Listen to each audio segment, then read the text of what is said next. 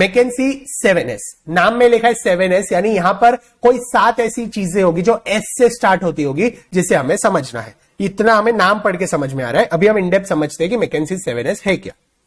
McKinsey 7S framework maps a constellation of interrelated factors including subsystems that influence organization's ability to change in order to attain its objectives। यानी organisation को अपने objectives achieve करने के लिए कुछ changes करने पड़ते हैं, तो वो कौन सी 7 ऐसी चीजें हैं, इंटरलिंक्ड चीजें, जिनके अंदर उन्हें चेंजेस करना है so that they could attain competitive advantage.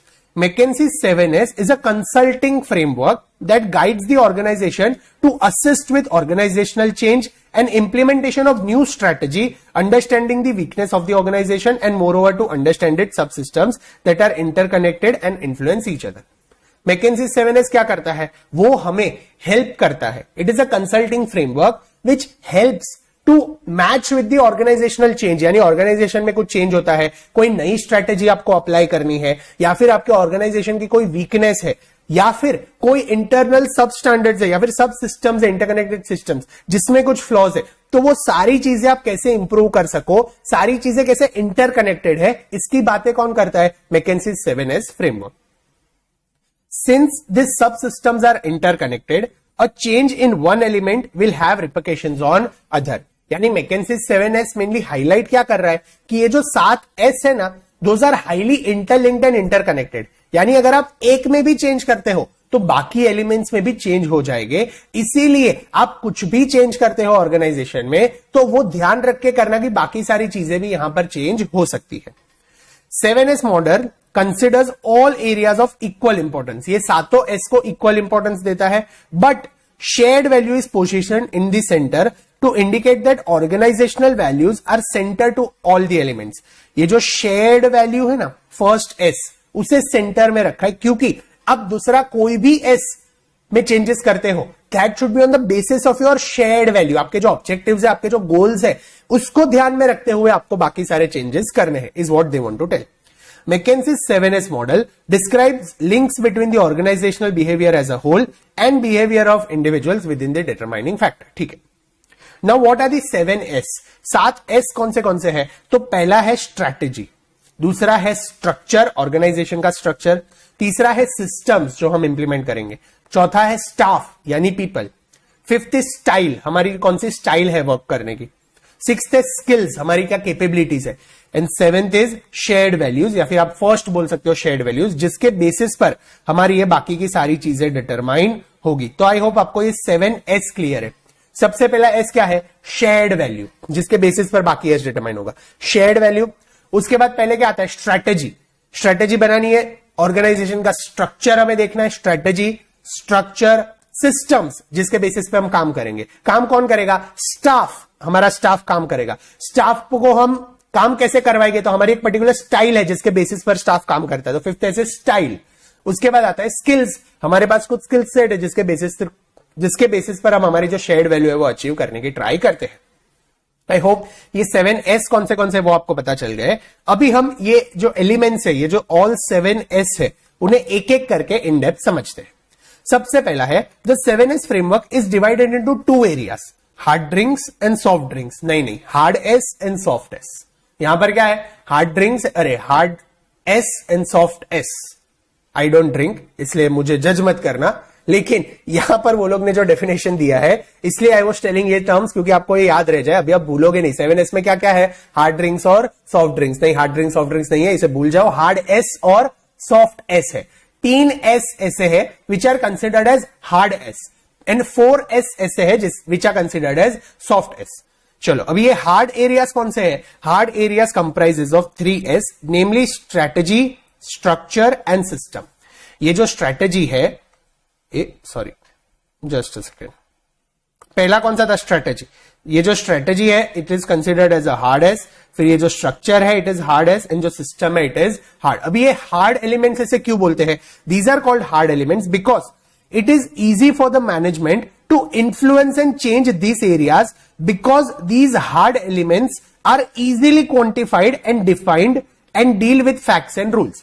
Strategy properly defined है, फिर स्ट्रक्चर जो है ऑर्गेनाइजेशन का वो भी पहले से डिफाइंड है, जो हमारे सिस्टम्स है, जो प्रोसेसेस है वो भी डिफाइंड है।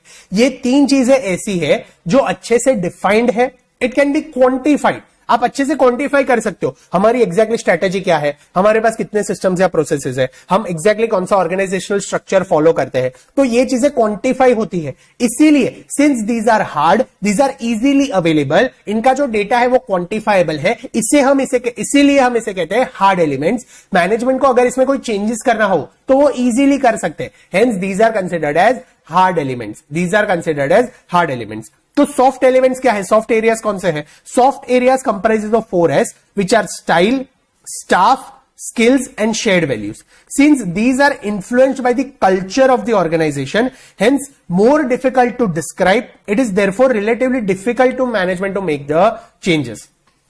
सॉफ्ट एलिमेंट्स में चेंजेस करना थोड़ा डिफिकल्ट हो जाता है क्योंकि इसे एक तो डिफाइन करना डिफिकल्ट है, ये एक तो What we call less tangible है, these are more of intangible, इसलिए इसे एक तो डिफाइन करना डिफिकल्ट होता है। अगर डिफाइन करना ही डिफिकल्ट है, क्वांटिफाई करना ही डिफिकल्ट है, पीपल कैसे रिएक्ट करेंगे, स्टाफ कैसे रिएक्ट करेगा, जो स्किल्स है वो काफी सब्जेक्टिव है, कोई बंदा बोलते हैं मुझे ये आता है लेकिन ऑन डेस्क अगर हम देखें तो वो नहीं परफॉर्म कर पाता है, तो ये सारी चीजें काफी सब्जेक्टिव है। इसीलिए इसमें मैनेजमेंट को अगर चेंजेस करना हो ऑन व्हाट वी कॉल तुरंत बेसिस पे, अगर क्विक बेसिस पे चेंजेस करना हो तो वो शायद ना हो पाए, hence these are classified as soft areas. तो हार्ड एरियाज कौन से हैं? स्ट्रेटेजी, स्ट्रक्चर एंड सिस्टम, ये तीन हार्ड एरिया है। एंड सॉफ्ट एरिया कौन से है? स्टाफ, स्किल्स, फिर रिकलेक्ट करो कौन सा था? Staff, skills, style and shared values. Staff, skill, style and shared values, तो ये चार है सॉफ्ट एरियाज। ठीक है, चलो अभी एक एक करके हम समझते हैं। सबसे पहला स्ट्रेटेजी, ऊपर हमने देखा स्ट्रेटेजी क्या है, वही यहां पर वो लोग ने वापस लिखा है। What is strategy? It is a plan or a method put in place specific to organization to achieve its goals with available set of resources. आपके पास जो रिसोर्सेज है उन्हें यूज करके आप अगर अपना गोल अचीव करने की ट्राई करते हो, उसके लिए जो प्लान बनाते हो उसे हम कहते हैं strategy. This is helpful to attain competitive advantage over other firms. Strategy हमें हेल्प करती है दूसरे फर्म्स के ऊपर कंपिटेटिव एडवांटेज गेन करने के लिए। A sound strategy is one that which is clearly articulated, clearly पता है क्या डिफाइन किया है स्ट्रेटेजी में, क्या एग्जैक्टली स्ट्रेटेजी है। लॉन्ग टर्म ओरिएंटेशन है, लॉन्ग टर्म के लिए सस्टेन कैसे कर सकते हैं उसकी बात की गई है। हेल्प्स अचीविंग कंपिटेटिव एडवांटेज, इसके लिए तो स्ट्रेटेजी बना रहे हैं कि हम कंपिटिटर्स को बीट कर सके। रीएनफोर्स्ड बाय अ स्ट्रॉन्ग मिशन, एक स्ट्रॉन्ग मिशन लेकर हम चलते हैं कि भाई ये हमें अचीव करना है। And fifth, visions and values उसमें क्लियरली डिफाइंड है कि भाई हमारे कंपनी के क्या वैल्यूज रहेंगे और हमारा क्या विजन है जो हमें अचीव करना है। तो एक अच्छी स्ट्रेटेजी के ये 5 कैरेक्टरिस्टिक्स है। When strategy is examined in isolation, it is difficult to determine whether it is a well aligned with other elements of S. अगर आप स्टैंड अलोन बेसिस पे स्ट्रेटेजी जब भी डिफाइन करते हो तो वो बाकी S के साथ प्रॉपर बैठ रही है या नहीं वो डिफाइन करना डिफिकल्ट हो जाता है। इसीलिए 7S model does not look at the organisation and its element to find great strategy structures. The 7S model does not look at organization and its element to find great strategy, structure, system and so on, but rather it looks to ensure that they are aligned with other elements. ये individual basis पे नहीं कहता है 7S framework, अच्छा आपकी strategy अच्छी है चलो अभी सिस्टम पे काम करते हैं, चलो अभी हम स्टाइल पे काम करते हैं। 7S बोल रहा है जब आप स्ट्रेटेजी बना रहे हो ना तभी ही बाकी के जो एस है ना उन्हें कंसीडर करके अब फिर अपनी स्ट्रेटेजी प्लान करो। It ensures that they are aligned with other elements, यानी आपकी जैसी स्टाइल है वो हिसाब से ही आप स्ट्रेटेजी फ्रेम करो, आपके पास जैसी स्किल्स है वो हिसाब से ही आप सिस्टम्स अपने सेट करो। तो यहां पर वो हमें वही कहना चाहते हैं कि आप जब भी स्ट्रेटेजी फ्रेम करते हो तो it should be in line with all other elements of McKinsey's 7S frame. Next है स्ट्रक्चर। हम जब भी आगे अभी इसके बाद हम जब भी परफॉर्मेंस मेजरमेंट का चैप्टर पढ़ेंगे तो परफॉर्मेंस मेजर करने के 4 स्टेप्स है। उसमें जो पहला स्टेप है that is identifying and defining the organisational structure. Exactly हमारे ऑर्गेनाइजेशन का क्या स्ट्रक्चर है वो हिसाब से हमारी स्ट्रेटेजीज बनती है और वो हिसाब से हम हमारे परफॉर्मेंस को मेजर कर सकते हैं। तो यहां पर हम क्या देखने वाले हैं कि कितने टाइप के ऑर्गेनाइजेशनल स्ट्रक्चर्स है। तो एंटरप्रेन्योरल स्ट्रक्चर है, लाइन स्ट्रक्चर है, फंक्शनल है, डिविजनल है, मैट्रिक्स है, नेटवर्क है एंड प्रोजेक्ट है। 7 टाइप के ऑर्गेनाइजेशनल स्ट्रक्चर है। यानी ये 7 टाइप समझने के बाद हमें पता चलेगा कि हम अच्छे से क्लासिफाई कर सकते हैं कि एग्जैक्टली अगर कोई कंपनी है तो वो कौन सा ऑर्गेनाइजेशनल स्ट्रक्चर फॉलो करती है। सबसे पहला है एंटरप्रेन्योरियल ऑर्गेनाइजेशनल स्ट्रक्चर। नाम में ही लिखा है कि एक बंदा काम करता है. What is entrepreneurial structure? Owner acts in dual capacity both as a owner and as a manager. This structure prevails in service entities or in businesses which are in their early days. Proprietorship है, अकेला बंदा है जो manager भी है, जो owner भी है, उसके नीचे 2-3 स्टाफ रहेगा उसके, लेकिन ये अकेला बंदा है जो डिसीजन मेकिंग भी देखता है, ऑपरेशंस भी देखता है, फाइनेंस भी देखता है, अकाउंट्स भी देखता है, मार्केटिंग भी देखता है, सब कुछ अकेला बंदा अगर देखता हो तो that is nothing but an entrepreneurial organisational structure. दूसरा है लाइन स्ट्रक्चर. अब ये लाइन स्ट्रक्चर क्या है? तो लाइन स्ट्रक्चर में ऊपर होता है बोर्ड ऑफ डायरेक्टर्स, उसके नीचे आता है एक मैनेजर, और वो मैनेजर के नीचे एक प्रॉपर लाइन होती है, एक प्रॉपर हायरार्की होती है.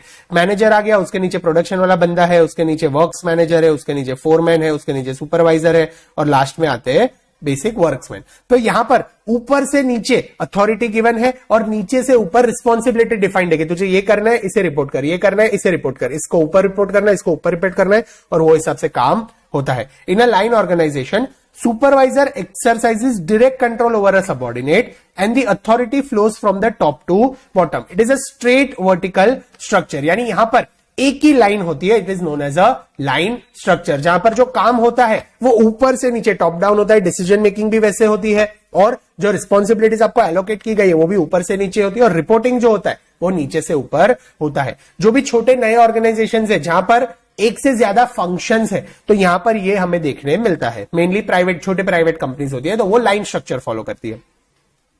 उसके बाद आता है फंक्शनल स्ट्रक्चर. अब ये फंक्शनल स्ट्रक्चर क्या है? तो फंक्शनल स्ट्रक्चर में ऊपर सीईओ होता है, लेकिन उसके बाद rather than defining the lines, यहां पर अलग अलग फंक्शंस में डिवीजन हो जाता है. जैसे मार्केटिंग फंक्शन हो गया, प्रोडक्शन फंक्शन हो गया, ह्यूमन रिसोर्स फंक्शन हो गया, फाइनेंस फंक्शन हो गया, रिसर्च एंड डेवलपमेंट हो गया, परचेसिंग हो गया. तो यहां पर क्या होता है? सीईओ के बाद डिफरेंट डिफरेंट फंक्शनल मैनेजर्स आ जाते हैं, और फंक्शनल मैनेजर्स के नीचे फिर अलग अलग टाइप्स के उनके फंक्शंस होते हैं. हेंस वहां पर कैसा था? लाइन स्ट्रक्चर में एक आध दो फंक्शन ही परफॉर्म कर रहे थे, या फिर जितने भी फंक्शन परफॉर्म हो रहे थे ना, वो सबकी रिस्पॉन्सिबिलिटी होती थी ये मैनेजर के पास. This general manager was responsible to answer for marketing also, sales also, purchase also, HR also, everything. लेकिन ऑर्गेनाइजेशन जैसे जैसे बड़ा होता है वैसे वैसे एक बंदा सब कुछ नहीं कर सकता. इसीलिए ऑर्गेनाइजेशंस क्या फॉलो करते हैं? फंक्शनल स्ट्रक्चर फॉलो करते हैं, जहां पर अलग अलग फंक्शंस में पहले डिवाइड होते हैं मैनेजर्स, और ही इज रिस्पॉन्सिबल. अभी समझो ये मार्केटिंग वाला बंदा है, कंपनी एक आध दो प्रोडक्ट्स में डील कर रही है या फिर 3 प्रोडक्ट्स में डील कर रही है, तो वो सबका रिपोर्टिंग कौन करेगा? ये जो मार्केटिंग वाला बंदा है वो सीईओ को रिपोर्टिंग करेगा. फिर जो परचेस वाला डिपार्टमेंट है, तो जितनी भी कंपनी में परचेस की रिक्वायरमेंट लगती है, जितने भी रॉ मटेरियल, वो सब कुछ परचेस डिपार्टमेंट हैंडल करेगा, और जो परचेस मैनेजर है he will report it to the CEO. तो फंक्शनल मैनेजर क्या है? यहां पर departments are divided on the basis of functions. Departments are divided on the basis of functions. इसके एडवांटेजेस क्या है? It includes pooling of expertise, no duplication of function. यहां पर जो बंदा जिसमें एक्सपर्ट है वही काम कर रहा है, यहां पर कोई डुप्लीकेशन ऑफ वर्क नहीं हो रहा है. इन डेप्थ स्पेशलाइजेशन है, मार्केटिंग वालों को मार्केटिंग ही आता है, परचेस वाले अच्छे से रॉ मटेरियल परचेस करके आते हैं, एचआर वाले अच्छे से रिसोर्सेज हायर कर रहे हैं, तो यहां पर इन डेप्थ स्पेशलाइजेशन है. Senior managers are being close to the operation. ये जो सीईओ है वो सारे फंक्शंस के क्लोज है, उसे सारे फंक्शंस के रिपोर्ट्स रेगुलर बेसिस पे मिल रहे हैं. He feels is close to each and every function, उसे सारे फंक्शन की नॉलेज होती है. इसका लिमिटेशन क्या है? Includes poor communication across functional areas. कई बार जो एचआर होती है उसे ना तो सेल्स के बारे में कुछ पता होता है, ना तो परचेस के बारे में कुछ पता होता है, ना तो मार्केटिंग के बारे में कुछ पता है. जो परचेस वाले हैं उन्होंने एक बार रॉ मटेरियल परचेस करके दे दिया, फिर ना तो उन्हें प्रोडक्शन की कुछ पड़ी है, ना तो कुछ सेल्स की पड़ी है. तो यहां पर ये एक लिमिटेशन है कि अगर आपका ऑर्गेनाइजेशनल फंक्शनल है तो इंटर फंक्शनल में जो इंफॉर्मेशन होता है, कम्युनिकेशन होता है, वो इतना होता नहीं है. तो आई होप ये फंक्शनल ऑर्गेनाइजेशन क्या है वो भी आपको अच्छे से समझ में आ गया है. उसके बाद आता है डिविजनल स्ट्रक्चर. अब ये डिविजनल स्ट्रक्चर क्या है? Divisional structure is where functionally structured businesses grow through diversification. अभी आपका बिजनेस थोड़ा बड़ा होने लगा है, आप अलग अलग प्रोडक्ट्स में डील करने लगे हो या फिर अलग अलग ज्योग्राफिकल एरियाज में डील करने लगे हो, तो आपको क्या करना पड़ेगा? वो प्रोडक्ट को एक सेपरेट डिविजन बनाना पड़ेगा, और वो डिविजन के अंडर फिर आप फंक्शनल स्ट्रक्चर एस्टेब्लिश कर सकते हो. फॉर एग्जाम्पल, ऊपर एक सीईओ है और ये कंपनी का भी 3 प्रोडक्ट्स हो गए हैं, product X, product Y, product Z. तो ये क्या करेंगे? ये तीनों प्रोडक्ट्स को स्प्लिट कर देंगे, डाइवर्सिफाई कर देंगे, as if these are separate units, these are separate companies. और ये फिर सेपरेटली फंक्शन करेंगे। इनके नीचे फिर आएगा मार्केटिंग वाला बंदा, फिर इधर आएगा फाइनेंस वाला मैनेजर, फिर आएगा परचेस मैनेजर, फिर आएगा एचआर मैनेजर। तो यहां पर फंक्शनल डिपार्टमेंट फॉलो हो रहा है, लेकिन functional department is followed after the divisional department. यानी यहां पर क्या होता है, डिविजनल स्ट्रक्चर में पहले सीईओ डिविजनल मैनेजर डिसाइड कर लेता है और उसके बाद हर एक डिवीजन के अंदर फंक्शनल ऑर्गेनाइजेशन होता है। हर एक डिवीजन के अंदर फंक्शनल ऑर्गेनाइजेशन होता है। तो आई होप ये भी आपको अच्छे से समझ में आ गया है। अभी ये जो डिविजनल स्ट्रक्चर है वो कैसे डिवाइड कर सकते हो, तो you can divide on the basis of products. जैसे अगर आईटीसी कंपनी है तो वो क्या करेगी, उसकी पर्सनल हेल्थ केयर प्रोडक्ट्स के लिए एक डिवीजन बना देगी, उसके नीचे फिर मार्केटिंग वाला, सेल्स है, एचआर है, तो वो लोग सेपरेटली ऑपरेट करेंगे। फिर उनका जो होटल्स का बिजनेस है तो होटल्स का वो सेपरेट यूनिट बना देगी, फिर उसके अंदर आएंगे फाइनेंस वाले, एचआर वाले, मार्केटिंग वाले, और वो लोग सब उसे हैंडल करेंगे। तो you can divide your department basis your different products, या फिर बेसिस डिफरेंट कैटेगरीज, या फिर डिफरेंट लोकेशंस। इंडिया का बिजनेस ये देख रहा है, फॉरेन का बिजनेस वो देख रहा है, तो उसे स्प्लिट करो। या फिर अलग अलग स्टेट्स में आप ऑपरेट कर रहे हो, तो ये स्टेट में ये देख रहा है, ये स्टेट में ये देख रहा है, तो वैसे आप डिवाइड कर सकते हो। Hence you can divide on basis of categories हो गए, प्रोडक्ट्स हो गए, लोकेशन हो गया। वैसे कोई भी एक बेसिस लेकर अगर आप पहले डिविजन्स को डिवाइड करते हो और वो डिविजन्स के अंडर अलग अलग फंक्शंस आते हैं, तो उसे हम कहते हैं डिविजनल स्ट्रक्चर। ये डिविजनल स्ट्रक्चर के एडवांटेजेस क्या है, it includes enhance flexibility, specialist expertise in built up relating to a particular product or a market segment. अभी वो जो बंदे हैं मार्केटिंग वाले, उन्हें कंपनी के सारे प्रोडक्ट्स के बारे में नहीं देखना है जो फंक्शनल स्ट्रक्चर में उन्हें देखना पड़ रहा था। यहां पर they are specialised in only one product, उन्हें प्रोडक्ट एक्स के बारे में ही देखना है। हेंस यहां पर पर्टिकुलर प्रोडक्ट या पर्टिकुलर मार्केट सेगमेंट पर वो ज्यादा अच्छे से फोकस कर पाएंगे, इसीलिए वो कंपनी का वो डिपार्टमेंट है वो अच्छे से ग्रो कर पाएगा। और जो यहां पे लिमिटेशंस है वो क्या है, includes duplication of efforts for all the functions represented within the divisions and barrier between the division that may prevent information sharing and cooperation। यहां पर क्या होगा, डुप्लीकेशन ऑफ वर्क होगा। जैसे पर्सनल हेल्थ केयर वाला एक डिवीजन है तो वो मार्केटिंग कर रहा है, तो उसका एक अलग मार्केटिंग डिपार्टमेंट है जो सिर्फ इसी का मार्केटिंग करता है। अभी होटल्स वाला बिजनेस है तो उसमें भी एक मार्केटिंग टीम होगी, तो वो लोग होटल्स का मार्केटिंग कर रहे हैं। तो यहां पर क्या हुआ, एक ही कंपनी के अंदर दो मार्केटिंग टीम्स हो गई जो अलग अलग प्रोडक्ट्स का मार्केटिंग कर रही है। तो यहां पर कई बार डुप्लीकेशन ऑफ वर्क होता है। और सिंस डिविजन्स आर डिवाइडेड, उन्हें लगेगा हम सेपरेट यूनिट्स है, तो यहां पर इंफॉर्मेशन शेयरिंग, फिर वो जो हम कहते हैं ना कि सारा ऑर्गेनाइजेशन का सारा इंफॉर्मेशन सबके पास है, वो चीजें यहां पर नहीं होगी। यहां पर पीपल जो डिपार्टमेंट है वो they will treat themselves as separate units और वो वैसे ही ऑपरेट करेंगे। हेंस जो फ्री फ्लो ऑफ इंफॉर्मेशन होता है वो यहां पर इतना होगा नहीं। उसके बाद आता है मैट्रिक्स स्ट्रक्चर। अभी मैट्रिक्स स्ट्रक्चर क्या है, इट इज नथिंग बट, ये थियरी हम बाद में पढ़ते हैं, it is nothing but a combination of divisional structure also and functional structure also. It is a combination of divisional structure also and functional structure also। मतलब कैसे, ऊपर एक सीईओ है, सीईओ ने क्या किया है, उसने पहले जो अपना ऑर्गेनाइजेशन है उसे अलग अलग फंक्शंस में डिवाइड कर लिया है। लेट्स टेक एन एग्जांपल, यहां पर ये मार्केटिंग डिवीजन हो गया, ये एचआर का डिवीजन हो गया, ये परचेस का डिवीजन हो गया, ये सेल्स का डिवीजन हो गया। तो यहां पर क्या हुआ, फंक्शंस के बेसिस पे पहले तो डिपार्टमेंट्स डिवाइडेड है। अभी फंक्शंस के बाद हॉरिजॉन्टली अगर आप देखने जाओ तो यहां पर अलग अलग प्रोडक्ट मैनेजर्स है जो अलग अलग डिविजन्स हैंडल कर रहे हैं। This is division X, this is division Y, this is division Z.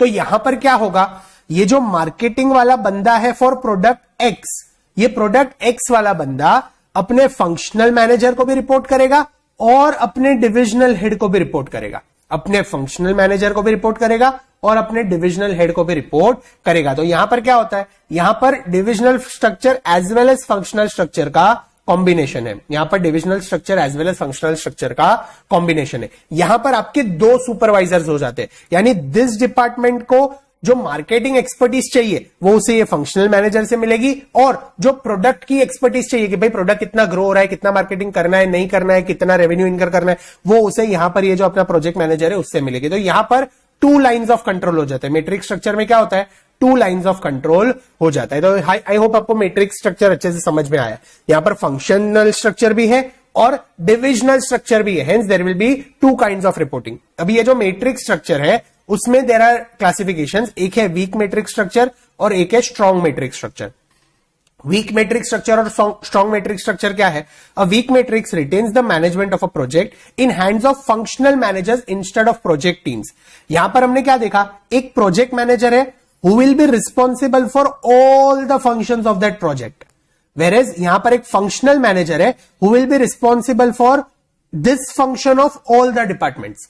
Project manager will be responsible for all the functions of that project and functional manager will be responsible for that function of all the projects। लेकिन जो week matrix structure होता है ना, उसमें ये functional manager नहीं होता है। तो उसमें क्या होता है, ये जो प्रोडक्ट्स है ना, प्रोडक्ट्स के जो मैनेजर्स, वो लोग ही इंडिविजुअल बेसिस पे फंक्शनल मैनेजर को रिपोर्ट करते हैं। वो लोग ही इंडिविजुअल बेसिस पे फंक्शनल मैनेजर को रिपोर्ट करते हैं। तो इसमें और फंक्शनल स्ट्रक्चर में क्या डिफरेंस हुआ? इसमें और फंक्शनल स्ट्रक्चर में, फंक्शनल स्ट्रक्चर में ये एक फंक्शन है और उसके नीचे वो फंक्शन के 2-3 काम है, लेकिन यहां पर डिफरेंट प्रोडक्ट्स या डिफरेंट डिविजन्स नहीं है।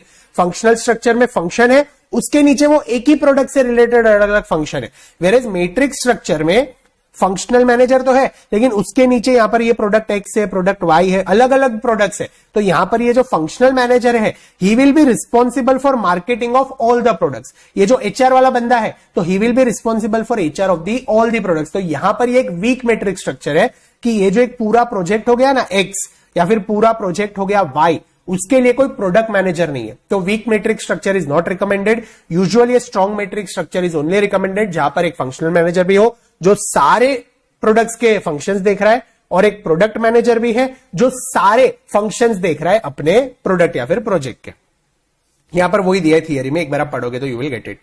उसके बाद आता है प्रोजेक्ट ऑर्गेनाइजेशनल स्ट्रक्चर। अब ये प्रोजेक्ट ऑर्गेनाइजेशनल स्ट्रक्चर क्या है? तो it is kind of a divisional structure you can say, जहां पर एक सीईओ होता है, एक प्रोजेक्ट मैनेजर होता है, और प्रोजेक्ट मैनेजर उसके अंडर अलग अलग फंक्शंस लेता है। यानी a separate project is considered as a separate unit, और वो प्रोजेक्ट के लिए अलग अलग फंक्शंस फिर काम करते हैं। हेंस ये प्रोजेक्ट स्ट्रक्चर कहां पर आता है? जब भी समझो कंस्ट्रक्शन कंपनी है, तो कंस्ट्रक्शन कंपनी क्या करेगी? अलग अलग साइट्स जब भी वो उठाती है, तो अलग अलग साइट्स को वो अलग अलग प्रोजेक्ट्स कंसिडर करती है। तो एक प्रोजेक्ट मैनेजर लगा देगी, फिर उसके नीचे अलग अलग फंक्शंस और अलग अलग डिपार्टमेंट्स आएंगे। That is nothing but a project organization. और लास्ट में आता है नेटवर्क और virtual organization. Virtual organizational structure क्या है? It possesses features such as outsourcing major business functions, being highly centralized, and networking done through electronic technology, less formal but more opportunistic, and creating possibility to create best of everything। Virtual organizational structure है, आप internet का use करके, network का use करके, online basis पे लोगों के पास अब जब भी काम करवाते हो आउटसोर्स करके, that is nothing but a virtual organization. These allow someone who has innovative idea but little money to compete with large companies. Limitations include reducing work management control and reliability of partners may be doubtful। यहां पर हम देख रहे हैं कि आजकल बहुत सारे क्लाउड किचन स्टैब्लिश हो रहे हैं, या फिर ऐसे कितनी सारी कंपनीज है जो वर्चुअली काम कर रही है। यानी घर उनका कोई ऐसा ज्यादा बड़ा बहुत फिजिकल स्ट्रक्चर नहीं है, लेकिन सॉफ्टवेयर इंजीनियर्स होते हैं जो कोडिंग वगैरह करते हैं, डेवलप करते हैं, एप्स डेवलपर्स होते हैं, और ऑनलाइन सिर्फ 8-10 जन का स्टाफ लेके वो लोग प्रॉपरली ऑपरेट कर रहे हैं वर्चुअल ऑर्गेनाइजेशंस के थ्रू। यहां पर एक ही चीज हो सकती है कि जो मैनेजमेंट का कंट्रोल है वो शायद कहीं ना कहीं थोड़ा लूज हो जाएगा, क्योंकि पीपल आर सिटिंग वर्चुअली, लोग अलग अलग जगह पे ऑनलाइन इलेक्ट्रॉनिक के थ्रू कनेक्ट हो रहे हैं। एंड रिलायबिलिटी ऑफ पार्टनर्स में भी डाउटफुल, आपको पता नहीं है आपका पार्टनर क्या कर रहा है, कैसे कर रहा है। ऑब्वियसली जब आप वर्चुअल ऑर्गेनाइजेशन स्ट्रक्चर्स के थ्रू काम करते हो तो आप प्रॉपर चेक्स करने के बाद ही पार्टनरशिप में एंटर होते हो, लेकिन फिर भी कई बार ऐसे चांसेस होते हैं कि पार्टनर्स आपका शायद रिलायबल ना मिले। तो आई होप आपको सारे ऑर्गेनाइजेशनल स्ट्रक्चर्स क्लियर है। पहला हमने कौन सा देखा था? एंटरप्रेन्योरियल स्ट्रक्चर था, फिर लाइन स्ट्रक्चर था, फंक्शनल था, डिविजनल था, मैट्रिक्स स्ट्रक्चर था, उसके बाद प्रोजेक्ट ऑर्गेनाइजेशन स्ट्रक्चर, और लास्ट में वर्चुअल ऑर्गेनाइजेशन। अब ये स्ट्रक्चर्स की इतनी बातें हो रही है ना, तो you don't miss on what we were. हम कहां थे? हम एलिमेंट्स ऑफ 7S समझ रहे थे। जो मैकेंसी 7S फ्रेमवर्क है ना, उसके एलिमेंट्स हम समझ रहे थे, और वो 7 एलिमेंट्स में जो दूसरा एलिमेंट था that was nothing but structure. और वो स्ट्रक्चर के अंदर हमने देखा different types of organizational structures. तो पहला हमने स्ट्रैटेजी देखा, दूसरा हमने स्ट्रक्चर देखा, ये दोनों हार्ड एलिमेंट्स थे, और तीसरा जो हार्ड एरिया है मैकेंसी 7S का, that is nothing but system. तो अभी जो तीसरा है दैट इज सिस्टम, वो हम अभी देखते हैं। जो थर्ड एस है दैट इज सिस्टम्स। अब ये सिस्टम्स क्या बात करती है? These are processes and daily activities undertaken by people who work in the organization. System का मतलब क्या है? एग्जैक्टली भाई आप कौन सी एक्टिविटीज परफॉर्म करते हो आपके स्ट्रेटेजी अचीव करने के लिए, उसे हम कहते हैं सिस्टम। फॉर एग्जांपल हमारे जो ऑपरेशंस है such as accounting, personal management, information system etcetera, इसे हम कहते हैं सिस्टम्स। फॉर एग्जांपल हॉस्पिटल का अगर हम एग्जाम्पल ले तो डॉक्टर्स के केस में उनके सिस्टम्स कौन से रहेंगे, उनके प्रोसेसेस क्या रहेंगे? तो आईपीडी होगा, ओपीडी होगा और ऑपरेशन थिएटर्स होगा, ये उनके सिस्टम्स हो गए। उनमें एक इनपेशेंट डिपार्टमेंट होना चाहिए जहां पर लोग आके एडमिट होते हैं, एक आउट पेशेंट डिपार्टमेंट होना चाहिए जहां पर लोग सिर्फ आके कंसल्टिंग चेकिंग करवा के जाते हैं, और ऑपरेशन थिएटर्स होने चाहिए जहां पर अगर सर्जरी वगैरह कुछ करवाना हो तो हम कर सकते हो। तो ये उनके सिस्टम्स हो गए। एंड सिस्टम्स का मतलब क्या है? आपके प्रोसेसेस को परफॉर्म करने के लिए जो जो सिस्टम्स या फिर जो जो एक्टिविटीज आपको चाहिए उसे हम कहते हैं system. All these daily activities and processes must be seen as a system that are placed around an information system as a core. Because executing all these activities involves some sort of processing data that might consume and create knowledge. यानी हम कोई भी system बनाते हैं तो वो system का जो कोर है वो क्या होगा?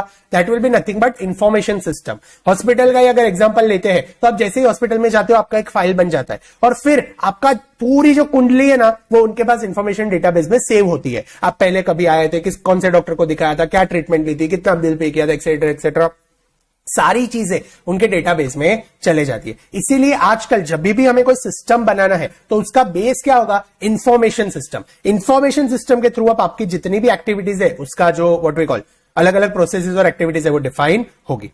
Hence, system signifies knowledge management, seamless flow of information, defined process charts and sequence of activities, tools and techniques pertaining to analytics, technological statistics and production operation and management that have proven to be handy for an efficient system. यानी एक efficient system बनाना हो तो वही जो बात मैंने कही आपको कि information system का बेस लेना और उसके बाद आपकी जितनी भी एक्टिविटीज है उसे information system के साथ लिंक कर देना। तो this is nothing but system. तो आई होप आपको ये तीन चीजें अच्छे से समझ में आ गई है। पहला हमने क्या देखा था? पहला हमने देखा था स्ट्रैटेजी, दूसरा हमने देखा स्ट्रक्चर, तीसरा हमने देखा सिस्टम। तो ये तीनों हार्ड एरियाज हमने देख लिए। अभी जो 4 सॉफ्ट एरियाज है वो हम एक एक करके देखते हैं।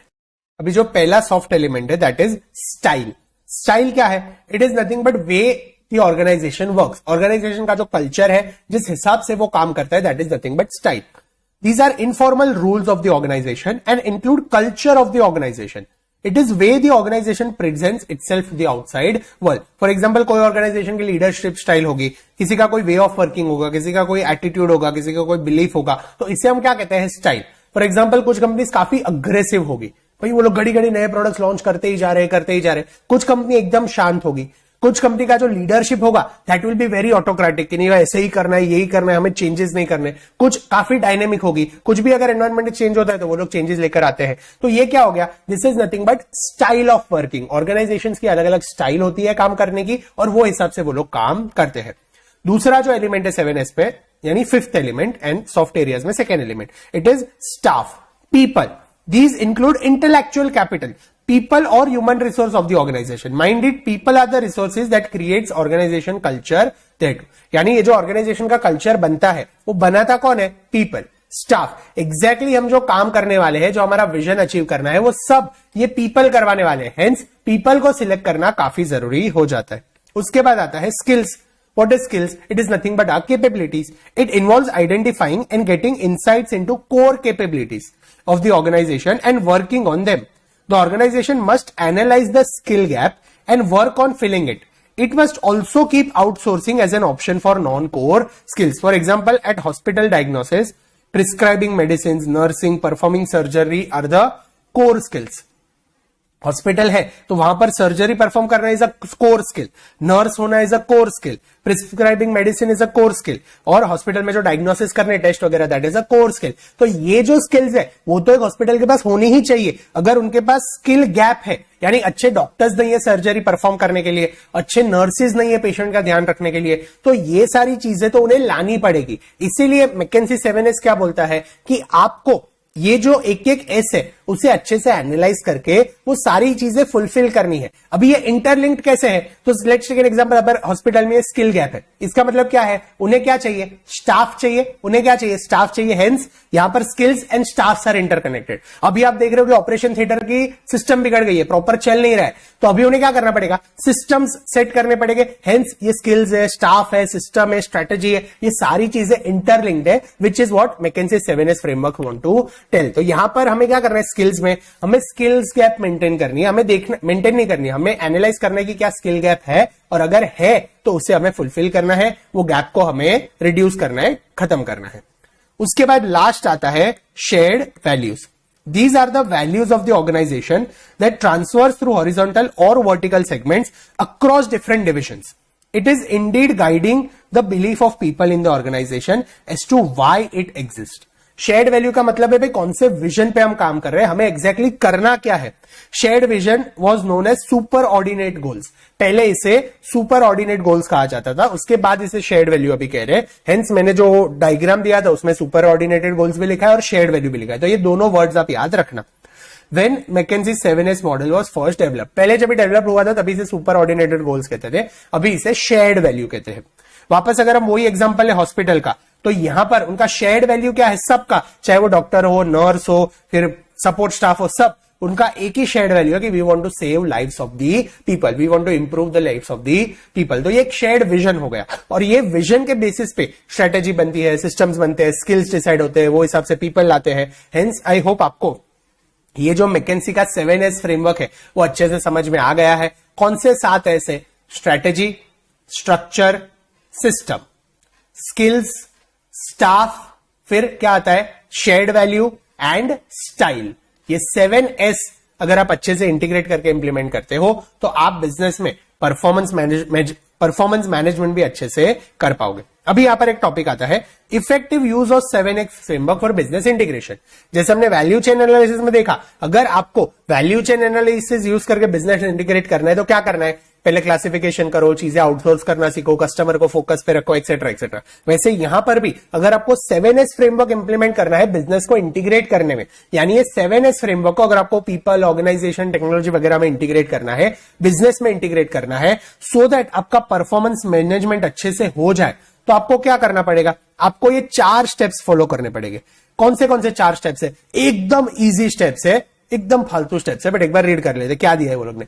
सबसे पहले लोग ने दिया है start with a shared value. पिछले आधे घंटे से जो मैं आपको बोल रहा हूं वही वो लोग ने यहाँ पे पहला स्टेप लिखा है कि आप कुछ भी कर रहे हो तो अपने शेयर्ड वैल्यू से स्टार्ट करो। भाई अपना ऑब्जेक्टिव क्या है, अपना गोल क्या है, वो हिसाब से बाकी सारी चीजें आप डिसाइड करो। सेकेंड स्टेप है then look at the hard elements. जो हार्ड एलिमेंट्स थे, स्ट्रक्चर, स्ट्रेटेजी एंड स्ट्रक्चर था, स्ट्रेटेजी था, एंड तीसरा हार्ड एलिमेंट कौन सा था, structure, strategy, I forgot, sorry, and systems. हाँ, स्ट्रक्चर, स्ट्रेटेजी एंड सिस्टम्स। तो ये जो 3 हार्ड एलिमेंट्स है, स्ट्रेटेजी, स्ट्रक्चर एंड सिस्टम्स, इनके पर एनालिसिस करोगे, how well does each one support the other, identify whether changes need to be made in order to consolidate integration. तो यहां पर हमें क्या करना है, पहले शेयर्ड वैल्यू डिसाइड कर लो, उसके बाद जो हार्ड एरियाज है उन पर फोकस करो। थर्ड स्टेप क्या है, now look at the soft elements. Soft elements कौन से, style, skills, staff and shared value.